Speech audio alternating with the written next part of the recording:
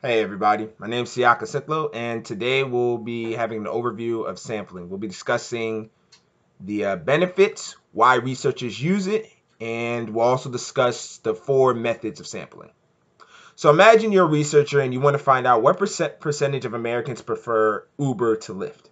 Now, it's unrealistic to go to every single person in America to ask for their preference. I mean, there's over 300 million people. It's just unrealistic to go to every single person and ask them their preference. So, in this situation, what's a researcher to do?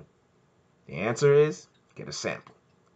Now, a sample is a subset or a fraction of the entire population. Now, researchers know getting data from an entire population they are studying is highly unrealistic.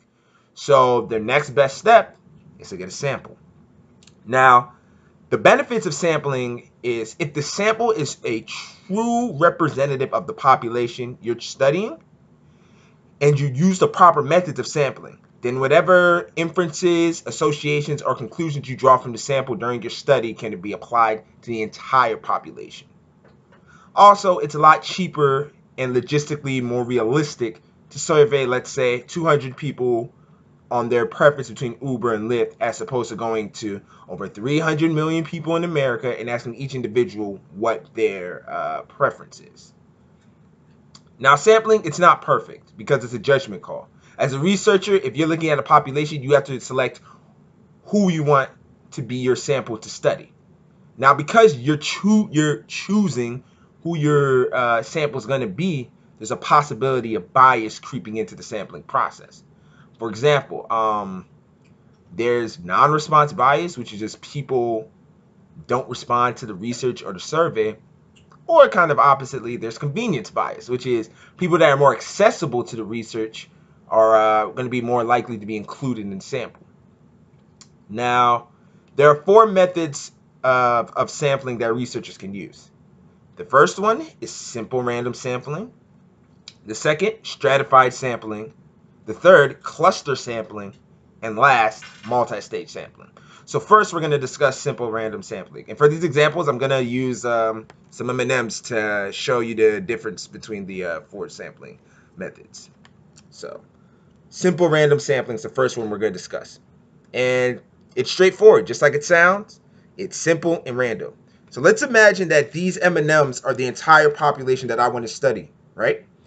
For simple random sampling, each M&M has an equal chance to be selected for my study.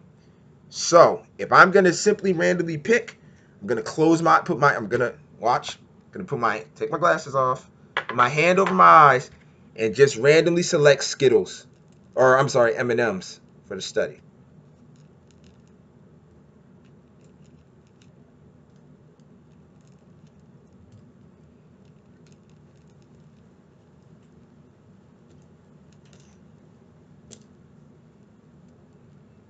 All right. So let's clean this up a bit.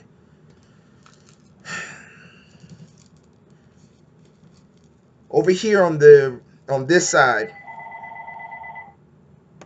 so over on this side, this would be my sample, and this is the rest of the population that didn't get picked.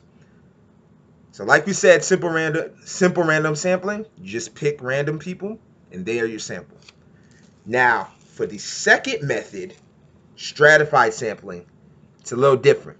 So initially, for the first step, the population, is split into groups called strata. Now, these strata are grouped together based on some similarity that's relevant to the researcher. For our example, our strata are going to be split based on M&M color. So let me go ahead and split these up into different strata.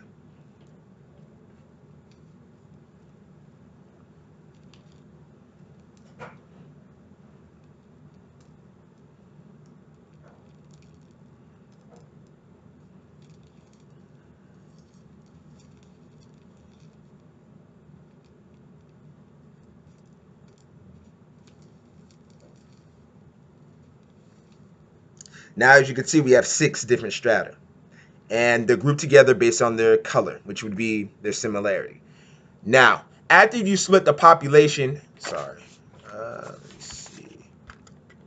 Now, after you split the population into different strata, the second step is we use simple random sampling from each strata to create our study sample. So for this example, I'm just going to pick one from each.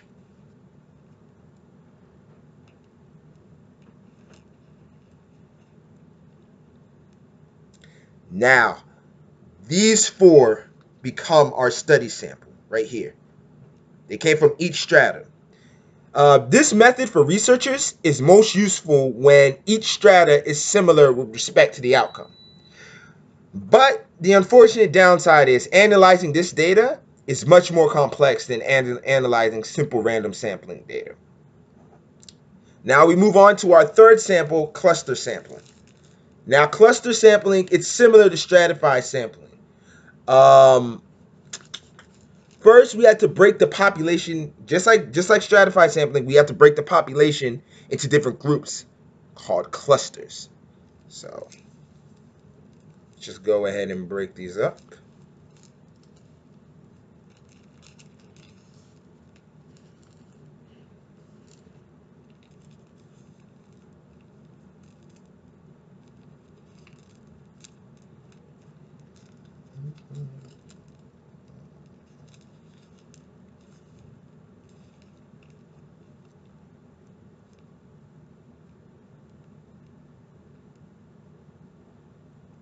Now, unlike stratified sampling, instead of selecting from every group like we did in the previous one, this time we select from a fixed number of clusters to use for the study. And we use all the observations in the selected cluster to create our sample study. So for this example, our fixed number of clusters are going to be 3. So let's go ahead. These will be the random 3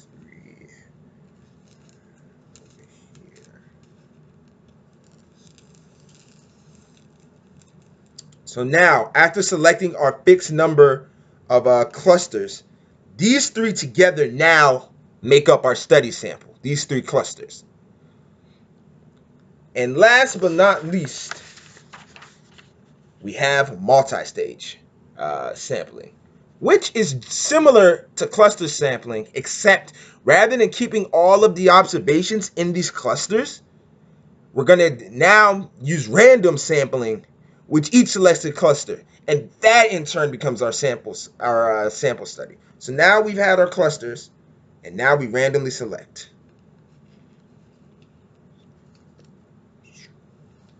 Now from our 3 selected clusters, the simple random sample here becomes our samples for the study.